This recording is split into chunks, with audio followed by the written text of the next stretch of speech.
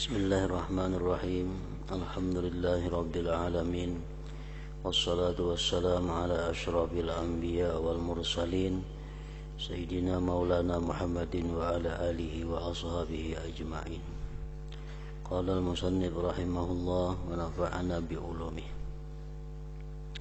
Yang kesembilan, adab-adab mempersiapkan diri untuk sembahyang.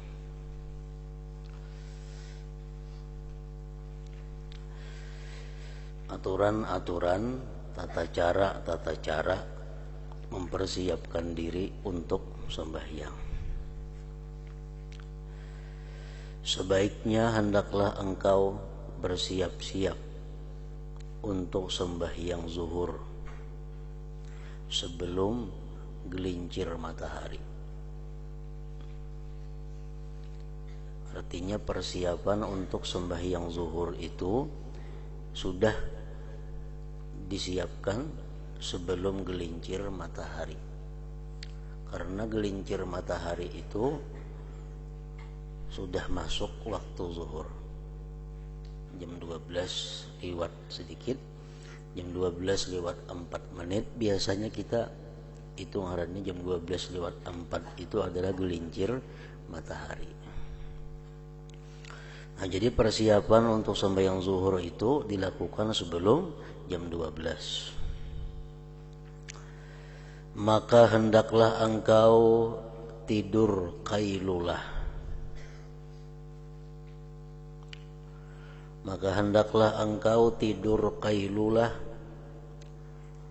Artinya tidur atau berehat-rehat sekejap sebelum gelincir matahari. Jikalau ada bagimu adat sembahyang tahajud atau berjaga malam untuk membuat kebaikan.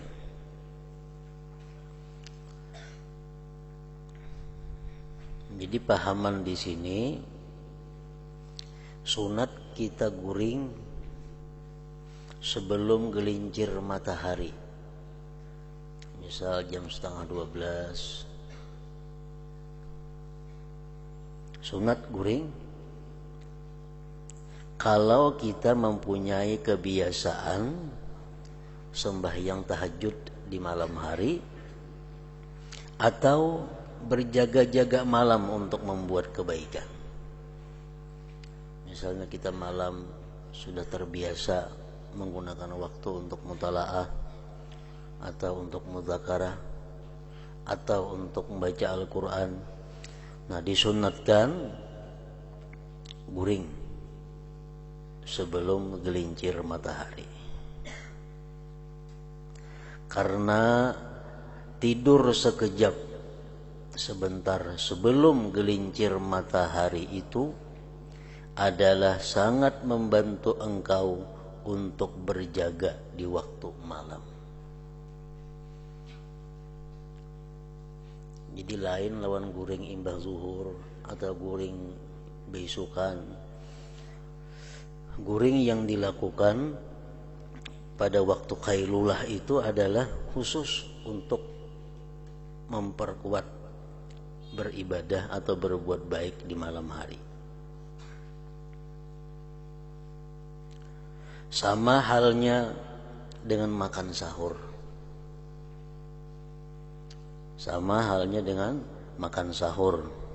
Yang dapat membantu orang yang berpuasa di waktu siang. Makan sahur hukumnya sunat juga, karena itu sangat membantu bagi orang yang berpuasa di siang hari. Tetapi qailulah tanpa ibadah di waktu malam sama halnya dengan makan sahur tanpa puasa. Amun pajangan malam kada beribadah juga, sama halnya orang makan sahur cuma kada puasa. Nah, pahaman di sini artinya kada disunatakan guring kailulah itu mun pajang malam guring juga. Kailulah itu dianjurkan kalau malam pajangan beribadah. Sama halnya makan sahur itu disunatakan kalau siang pajang puasa. Kalau siang pajang kada puasa, sunatlah makan sahur. Nah, kada sunat.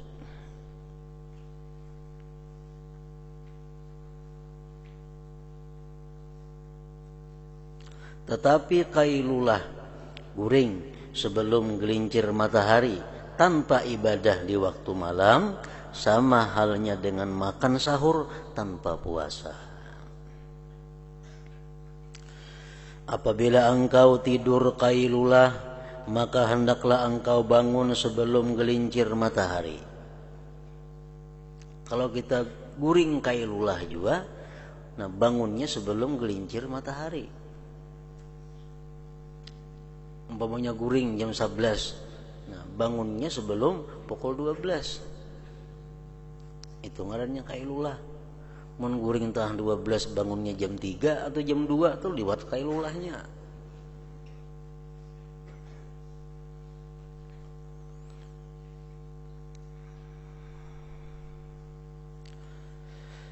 Apabila engkau tidur kailulah, maka hendaklah engkau bangun sebelum gelincir matahari.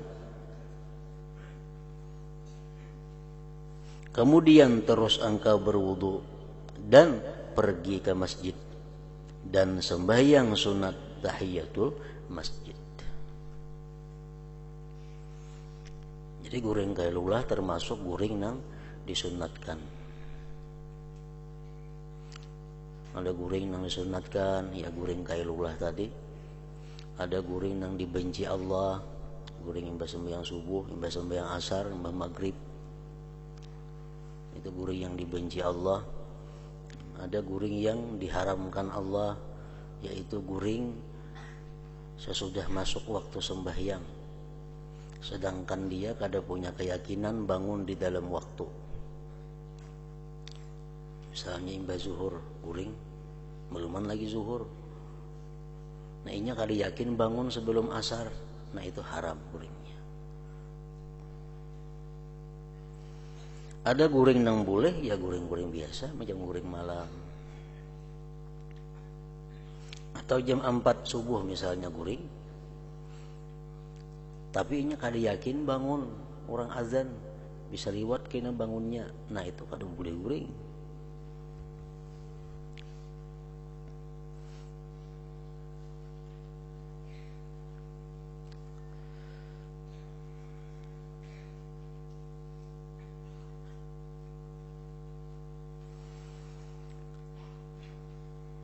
Kemudian terus engkau berwudu dan pergi ke masjid dan sembahyang sunat tahiyatul masjid. Dan engkau menantikan azan zuhur. Dan apabila engkau mendengar panggilan azan, maka engkau menjawab perkataan muazzin seperti cara yang telah diterangkan. Kemudian hendaklah engkau sembahyang qabliyah zuhur 4 rakaat dengan 2 kali salam atau sekali salam saja. Usalli qabliyat az-zuhri raka'ataini sunnatan lillahi ta'ala. 2 rakaat. Tuntung 2 rakaat tambah ulang 2 usalli qabliyat az-zuhri raka'ataini sunnatan lillah ta'ala. Atau boleh juga 4 rakaat sekaligus. Usalli qabliyat az-zuhri 4 raka'atin sunnatan lillahi ta'ala.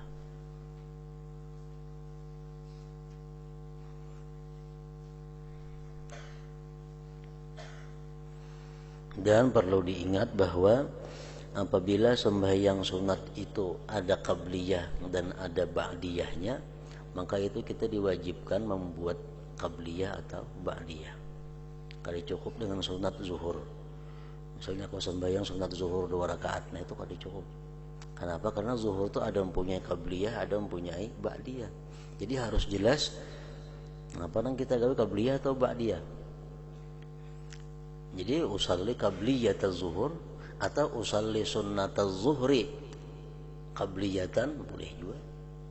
Nah lain halnya sunat asar, itu mesti kada dibuat qabliyah ba'diyah, kada jadi masalah karena ba'diyah asar itu kada ada. Usalli sunatal asar misalnya cukup.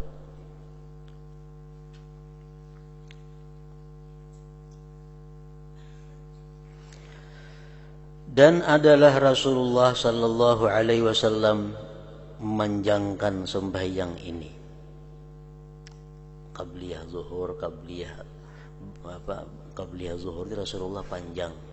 Artinya membaca Fatihah dan surahnya. Dan baginda juga bersabda pada waktu sembahyang qabliyah zuhur itu, inilah waktu Jersidin dibukakan pintu-pintu langit, maka aku mau supaya diangkatkan amalanku yang saleh pada ketika itu, pada ketika ini. Dan 4 rakaat sebelum zuhur ini hukumnya sunnah muakkadah, sunnah yang sangat kuat tuntutannya artinya. Dan disebutkan akan kelebihannya dalam sebuah hadis yang bermaksud barang siapa mengerjakannya qabliyah zuhur 4 rakaat tadi dalam keadaan ia membaikkan akan rukuknya dan sujudnya, batu maknina rukuk sujudnya, maka akan bersembahyang bersama dengan dia 70.000 malaikat, dan mereka memintakan ampun baginya sampai datang waktu malam. Itu fadilahnya orang yang sembahyang qabliyah zuhur 4 rakaat. Malaikat memintakan ampun mulai itu sampai malam. Setelah itu kerjakanlah sembahyang zuhur berjamaah, dan engkau kerjakan pula selepas itu sembahyang ba'diyah zuhur 2 rakaat. Nah 2 rakaat ini yang muakkad. Jadi qabliyah zuhur itu nang muakkadah 4 rakaat sebelumnya dan 2 rakaat sesudah zuhur ba'diyah.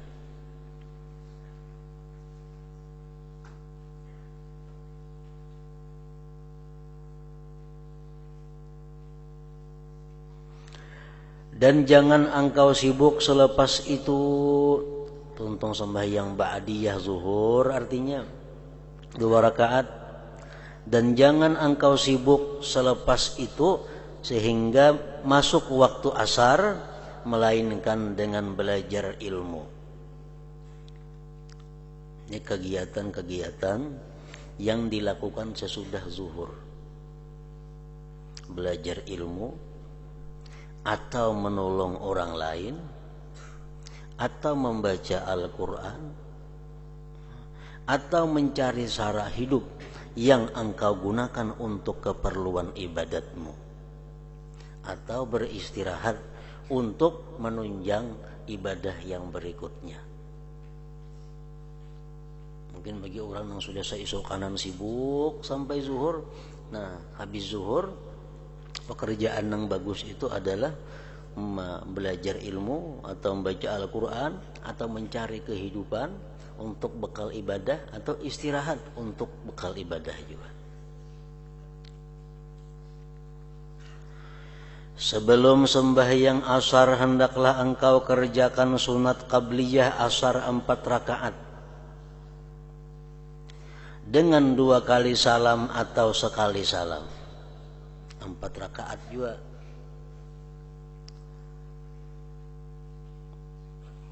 Qabliyah asar. Dan sembahyang ini juga termasuk sembahyang sunnah muakkadah. Dan mengikut pendapat sebagian ulama, 4 rakaat sunat qabliyah asar ini hanyalah sunat biasa, bukan sunnah muakkadah. Jadi ada 2 pendapat ulama. Ada yang mengatakan 4 rakaat sebelum asar itu muakkadah. Ada yang mengatakan 4 rakaat sebelum asar itu bukan termasuk sunnah muakkadah. Maka telah bersabda Rasulullah sallallahu alaihi wasallam, rahimallahu mra'an shalla qabla al-'asri arba'a. Artinya semoga Allah mencucuri rahmat kepada seseorang yang sembahyang sunat qabliyah asar sebanyak 4 rakaat. Nabi mendoakan orang yang sembahyang qabliyah asar 4 rakaat itu agar selalu diberikan rahmat oleh Allah. Maka bersungguh-sungguhlah engkau untuk mencapai yang demikian itu, supaya engkau termasuk di dalam orang yang didoakan oleh Rasulullah sallallahu alaihi wasallam untuk mencapai rahmat daripada Allah Ta'ala. Doa Nabi jelas sudah yakin dikabulkan oleh Allah Subhanahu wa Ta'ala. Rahimallahu mra'an shalla qabla asri arba'an, itu boleh diartii bahwa semoga Allah, ujar Nabi, menyayangi orang-orang yang sembahyang qabliyah asar 4 rakaat. Boleh juga diartii bahwa Allah sayang kepada orang yang sembahyang 4 rakaat qabliyah sebelum asar itu. Allah sayang terhadap orang yang sembahyang qabliyah asar 4 rakaat.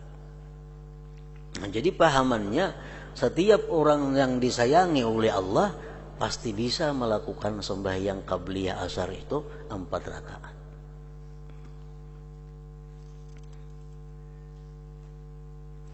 Jadi kita amun asa kulir, nah sembahyang qabliyah asar asa kulir, berarti aku nak jadi sayangi Allah.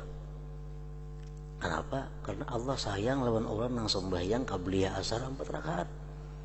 Mun aku kada kau manggawi, berarti aku jadi sayangi Allah ngarannya.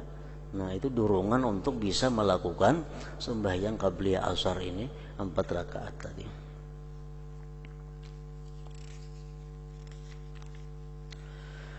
Dan jangan engkau masyghul selepas sembahyang asar kecuali dengan seumpama pekerjaan yang telah kami sebutkan sebelum ini. Artinya mbah sembahyang asar pun jangan hendak berbuat hal yang sia-sia. Menuntut ilmu, belajar ilmu, menolong orang, membantu orang, berbuat kebaikan.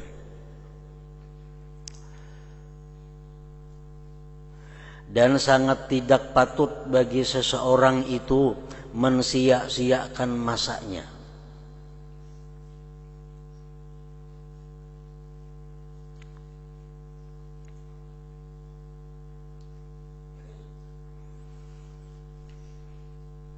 Dan sangat tidak patut bagi seseorang itu mensia-siakan masanya.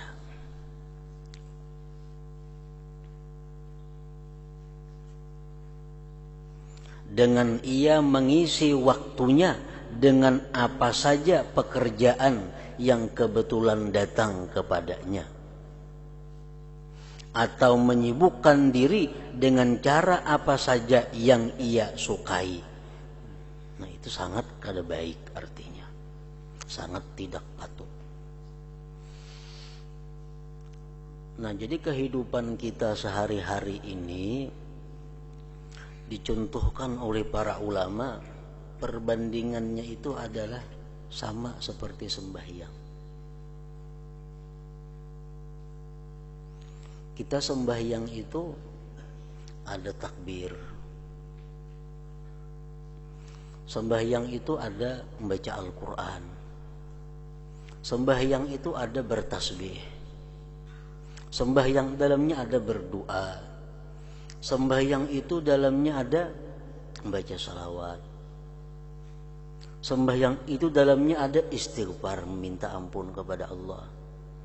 Sembahyang itu dalamnya ada istirahat. Sembahyang itu dalamnya ada assalamualaikum warahmatullahi. Nah, artinya apa? Bahwa macam itulah mestinya kita mengisi waktu dalam sehari-hari ini. Macam sembahyang itu. Nah, jadi di luar sembahyang waktu itu kita gunakan untuk macam sembahyang. Kadang-kadang kita mengucap takbir, kadang-kadang kita mengucap la ilaha illallah, kadang-kadang kita beramalan istighfar, kadang-kadang kita membaca Al-Quran, kadang-kadang kita membaca salawat, kadang-kadang kita mengucap subhanallah, kadang-kadang kita istirahat. Tapi istirahat dalam sembahyang adalah lawas, bila lawas batal. Hendak berdiri rakaat ketiga, ada istirahat kalau tuh, untuk istirahat. Hendak berdiri ke rakaat pertama ada istirahat. Jadi istirahat 2 kali dalam sembahyang tuh, 4 rakaat.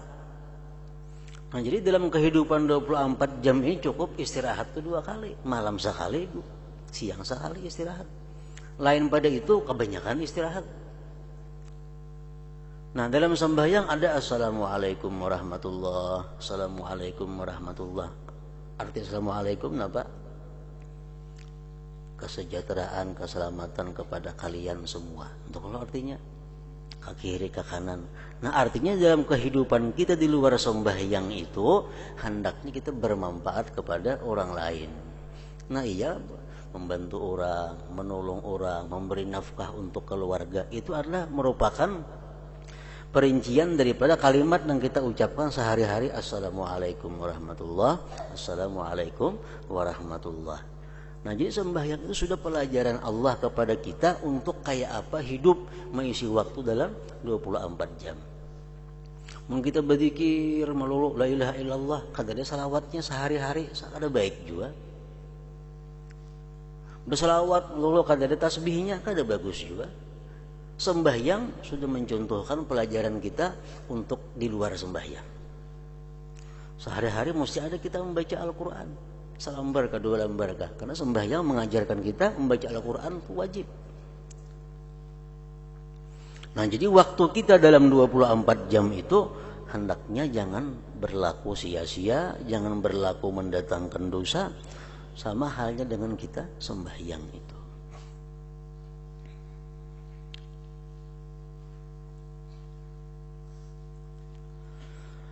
Sepatutnya hendaklah engkau menghitung dirimu dan merancang segala pekerjaanmu dan menyusun wirid-wiridmu pada waktu siang dan malam. Maka engkau tentukan bagi setiap waktu itu akan suatu pekerjaan yang tertentu yang tidak melebihi masa yang telah dihadkan, dibataskan. Dan jangan engkau mendahulukan sebarang pekerjaan yang lain daripada pekerjaan yang telah engkau tentukan. Maksudnya macam itu.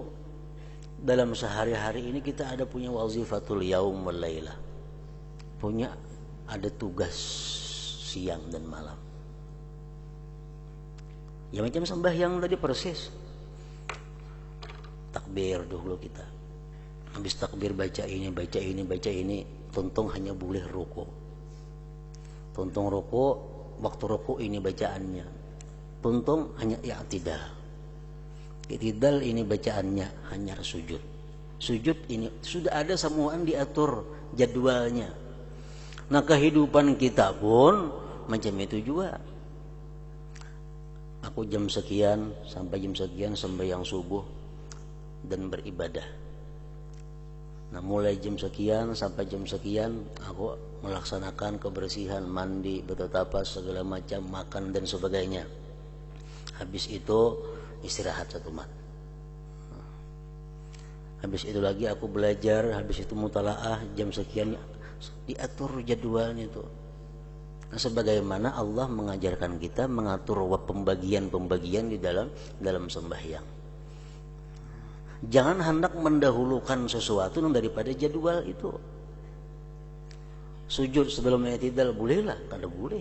Kenapa? Karena i'tidal mesti berdahulu daripada sujud.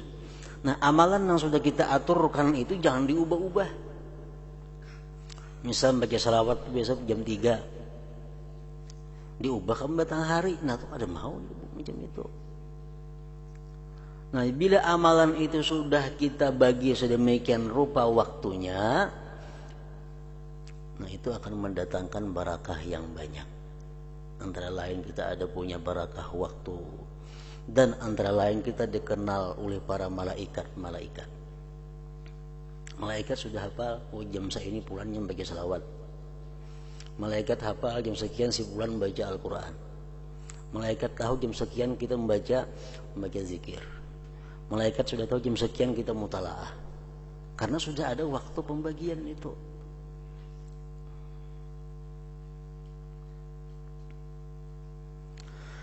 Apabila engkau merancang pekerjaanmu dan menyusun waktumu, pasti engkau akan melihat keberkatan daripada setiap waktumu yang sangat berharga itu.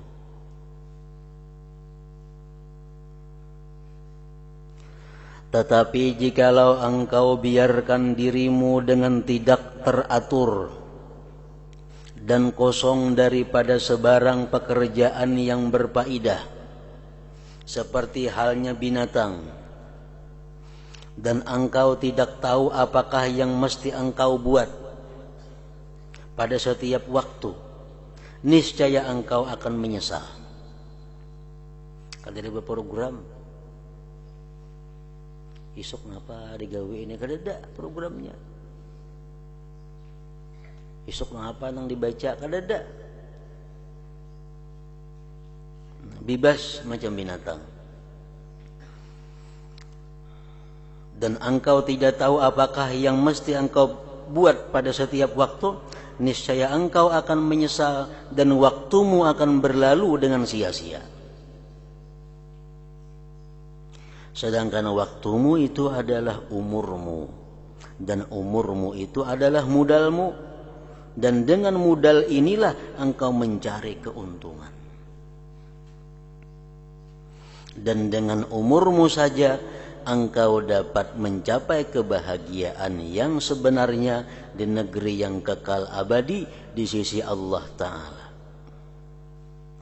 Maka setiap napas daripada napasmu adalah laksana batu permata yang tak ternilai harganya. Karena ia tidak dapat diganti walau dengan apa sekalipun. Kada kau diganti. Misalnya kita telah melewatkan waktu jam 2 hari Jumat tanggal 26 Desember 2008. Waktu jam 2 kita buang sia-sia. Kaulah diganti isuk lain pulang tanggalnya, isuk lain pulang tahunnya. Nah, kada kau diganti. Setiap waktu yang berlalu itu kada akan pernah kembali selama-lamanya, kada akan bisa diperdapati selama-lamanya. Walau dengan apa sekalipun. Dan apabila ia telah luput, ia tidak akan kembali buat selama-lamanya.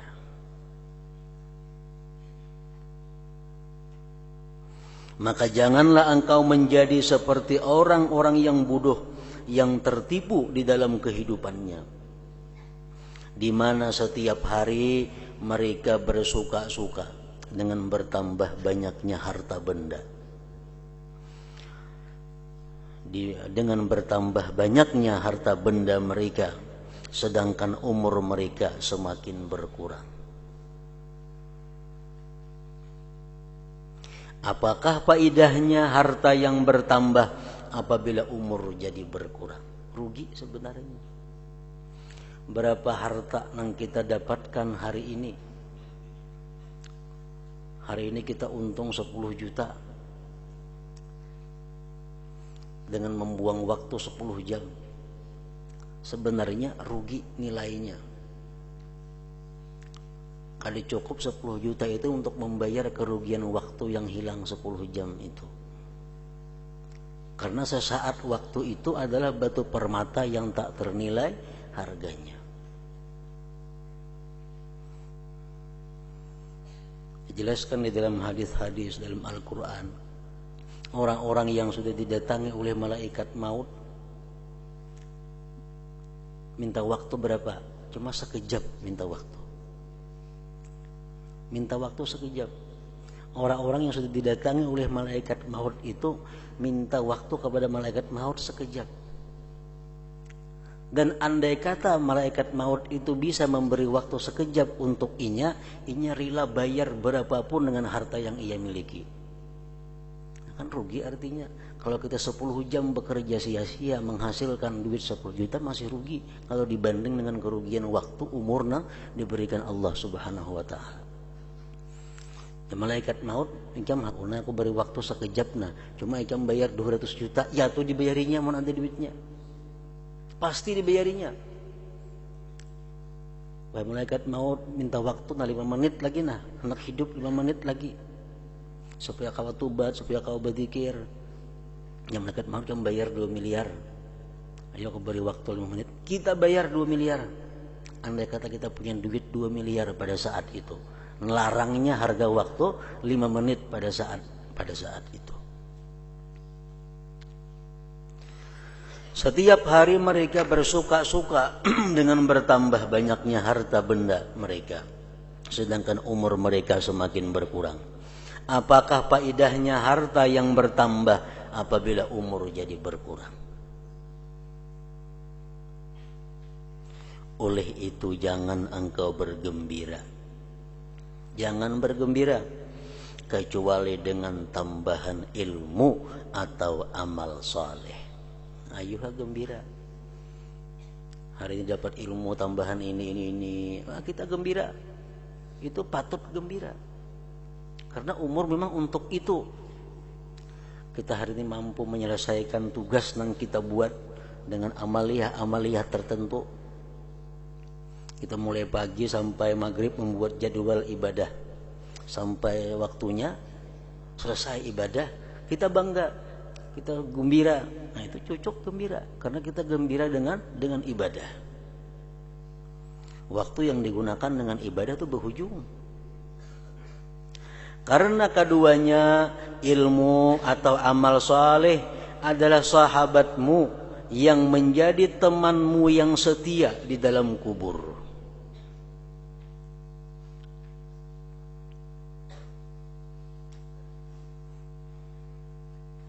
Karena keduanya adalah sahabatmu yang menjadi temanmu yang setia di dalam kubur ketika keluarga, harta, anak dan kawan-kawanmu semuanya meninggalkan engkau. Nah, di situ ruginya. Di situ nyata kerugiannya. Harta yang kita cari susah payah ditinggalkan, dibagi-bagi.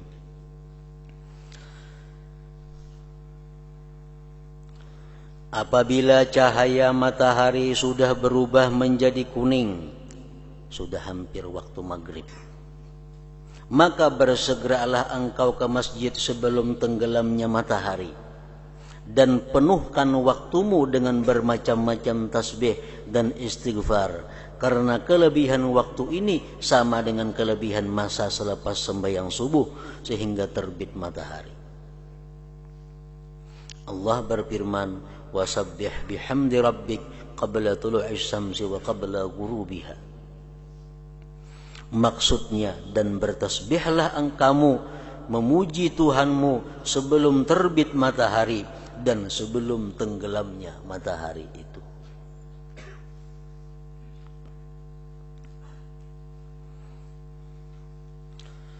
Dan baca olehmu sebelum tenggelamnya matahari itu akan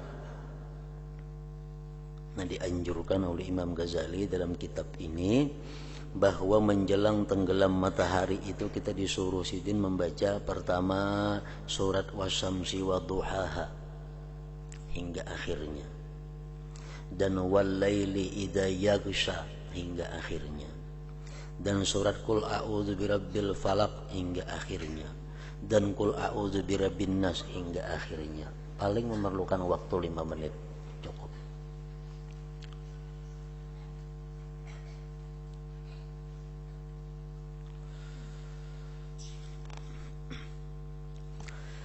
Dan biarlah matahari tenggelam sedangkan engkau senantiasa sibuk di dalam zikir dan istighfar.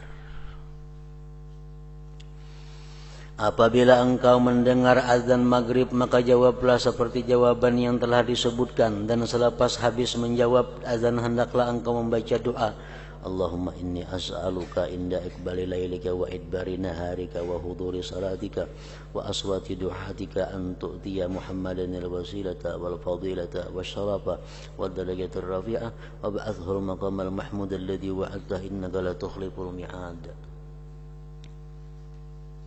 Ini doa sesudah azan maghrib. Artinya, ya Allah, aku memohon kepadamu ketika datangnya malam dan hilangnya siang, dan ketika hadirnya waktu sembahyang, dan ketika kedengaran suara pemanggilmu, bahwa engkau berikan kepada penghulu kami Nabi Muhammad sallallahu alaihi wasallam akan wasilah, jalan kebaikan, kelebihan, kemuliaan dan derajat yang tinggi, dan berikanlah kepada baginda tempat yang terpuji yang telah engkau janjikan kepadanya. Sesungguhnya engkau tidak akan menyalahi janji.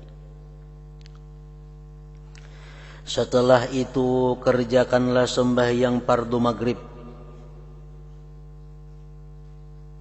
dan selepas sembahyang maghrib kerjakanlah 2 rakaat ba'diyah maghrib sebelum engkau bercakap-cakap, sebelum engkau berpandir masalah duniawi artinya. Nah, jadi di sini Imam Ghazali kadang membuat qabliyah maghrib. Kata dimasukkan sini qabliyah maghrib karena itu kada muakkad. Nabi kita mengatakan terserah bagi yang hendak melaksanakan. Jadi kalau ada anjuran yang kuat daripada Rasulullah untuk sembahyang qabliyah maghrib ini. Jar Nabi, liman sya'a, bagi nang hendak silahkan melaksanakan qabliyah maghrib. Cuma jangan diganti lawan astagfirullahalazim itu. Jangan sembahyang 2 rakaat. Imbang maghrib tuh biasa di kampung-kampung tungtung azan astagfirullah istighfar kan apa nih bacaan itu. Nah, itu kada dianjurkan lagi, ini itu sembahyang aja. Amun panjang bebacaan juga baik sembahyang sunat 2 rakaat. Nyata-nyata ada hadisnya. Jadi mun yang hendak sembahyang tungtung azan maghrib doa qamat. Nah, sembahyang maghrib. Tuntung sembahyang maghrib hanya menggawi ba'diyah maghrib 2 rakaat sebelum engkau bercakap-cakap. Ayo bercakap-cakap lawan wirid kada apa-apa. Dan jika engkau tambahkan selepas 2 rakaat itu 4 rakaat yang lain, maka itu satu perbuatan yang sunat awwabin. Jadi ba'diyah maghrib 2 rakaat, tontong ba'diyah maghrib 2 rakaat, tambah lagi usalli sunnatal awwabin rak'ataini lillahi ta'ala.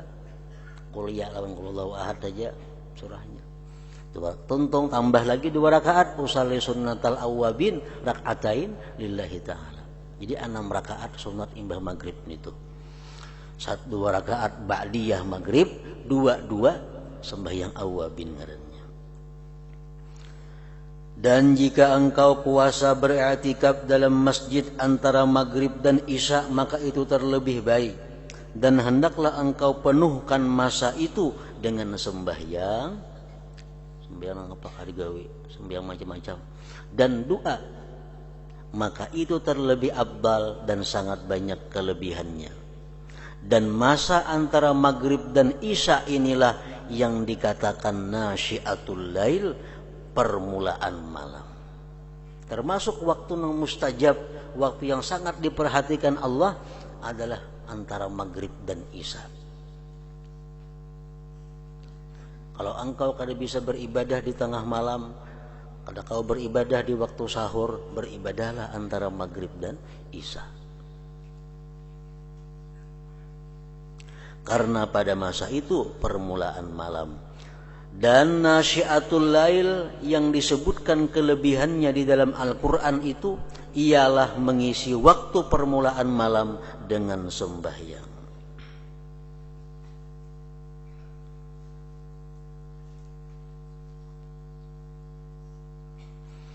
Dan telah ditanya Rasulullah sallallahu alaihi wasallam daripada maksud firman Allah, tatajafa junubuhum 'anil madaji' yad'una rabbahum khaufan wa tama'a. Maksudnya jadi renggang lambung mereka daripada tempat tidur. Mereka bangkit berdoa akan Tuhan mereka karena takut akan siksa dan tamak akan pahala. Lalu Nabi SAW menjawab, itulah sembahyang di antara maghrib dan isya. Dipuji oleh Tuhan dengan kalimat tatajafa junubuhum 'anil madaji' yad'una rabbahum khaufan wa tama'a.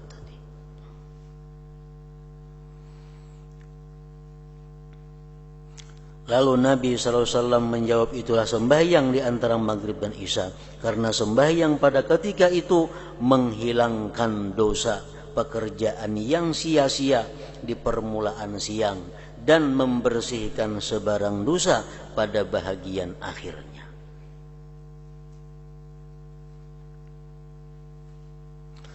Apabila masuk waktu isya dan sesudah selesai azan dan doanya, maka kerjakanlah sunat qabliyah isya. Qabliyah isya ada 4 rakaat. Itu nang sunat, 2 rakaat nang lebih kuat. Qabliyah isya 4 rakaat untuk menghidupkan masa antara azan dan dengan iqamah. 4 rakaat sebelum isya, 2 melaksanakannya. Tapi kalau 2 rakaat saja sudah cukup. Maka kelebihannya sangat banyak, diantaranya disebutkan di dalam sebuah hadis, inna du'a bainal azan wal iqamah la yuraddu. Artinya bahwasanya doa di antara azan dan iqamah itu tidak akan ditolak Allah.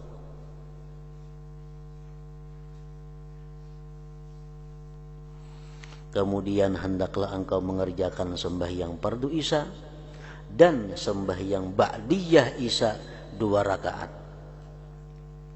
Baca olehmu pada rakaat pertama akan surah Alif Lam Sajdah atau Yasin. Panjang mana bacaannya. Dan pada rakaat yang kedua akan surah Tabarakalladzi atau surat Duhan. Ini amun nang kadeta baca sebelum isya. Karena kedudukannya membaca surah Tabarak lawan surah Sajdah itu antara maghrib dan isya sama dengan Lailatul Qadar. Jadi di antara sekian surat yang paling bagus dibaca antara maghrib dan isya itu kada boleh tidak jangan ketinggalan surah Sajdah dan Tabarakalladzi biyadihil mulku. Nilainya sama dengan 1000 bulan. Nah, bila kita kada kawa melaksanakan itu, gawi imbah isya. Tapi kalau imbah isya manggawinya dalam sembahyang. Kalau imbah maghrib, antara maghrib isya, walaupun kada dalam sembahyang kada jadi soal. Nah, kalau imbah isya dalam sembahyang, rakaat pertama baca Fatihah, kemudian surah Sajdah, rakaat kedua baca Fatihah, kemudian Tabarak. Atau tadi Yasin dan Duhan. Maka membaca surat-surat ini telah warid daripada Rasulullah SAW, telah mendatang kelebihannya daripada Nabi SAW. Dan selepas itu hendaklah engkau tambahkan 4 rakaat dengan 2 kali salam.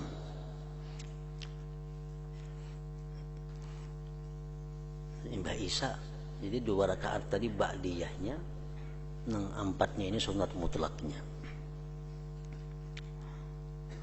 Maka telah diriwayatkan daripada Rasulullah SAW akan kelebihannya yang sangat besar. Jadi berarti imbah maghrib 6, imbah isya 6 juga. Sebelum isya tadi Yasin 4, ya sekurang-kurangnya 2. Cuma kalau imbah maghrib itu ba'diyah maghrib 2 rakaat, awabin 2. Nah kalau imbah isya ini sunat ba'diyah isya 2 rakaat, hanya mutlaknya 2. Selepas itu hendaklah engkau kerjakan sembahyang sunat witir 3 rakaat dengan 2 kali salam. Dan adalah Rasulullah SAW membaca pada rakaat yang pertama akan surah Sabbihisma Rabbikal A'la, dan pada rakaat yang kedua akan surah Qul Ya Ayyuhal Kafirun. Dan pada rakaat yang ketiga akan surah Qul Huwallahu Ahad dan surah Qul A'udzu Birabbil Falaq dan surah Qul A'udzu Birabbin Nas. Jadi di sini witir sebelum guring sidin mandak waktunya. Kayaknya bangun guring tengah malam atau parak subuh sembahyang sunat-sunat yang lain aja, kada usah lagi sembahyang witir itu karena sudah dilaksanakan.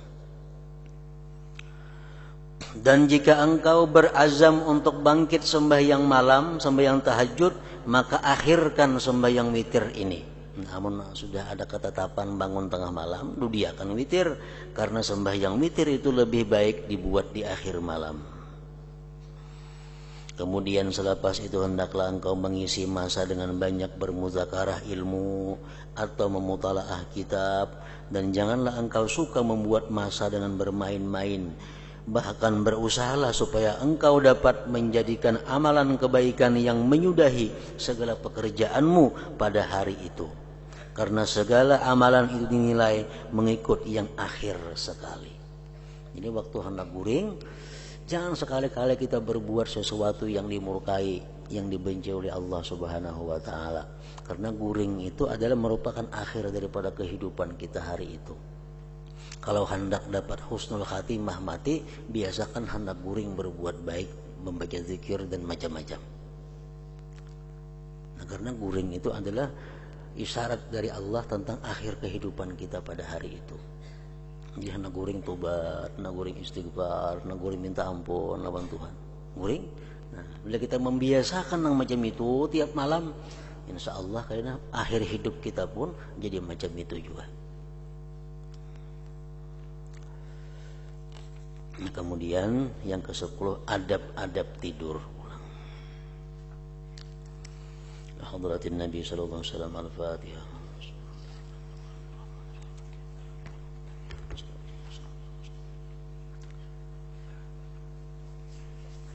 Bismillahirrahmanirrahim. Alhamdulillahirabbil alamin. Wa shalli wa sallim wa barik ala sayyidina Muhammad wa alihi wa sahbihi ajma'in.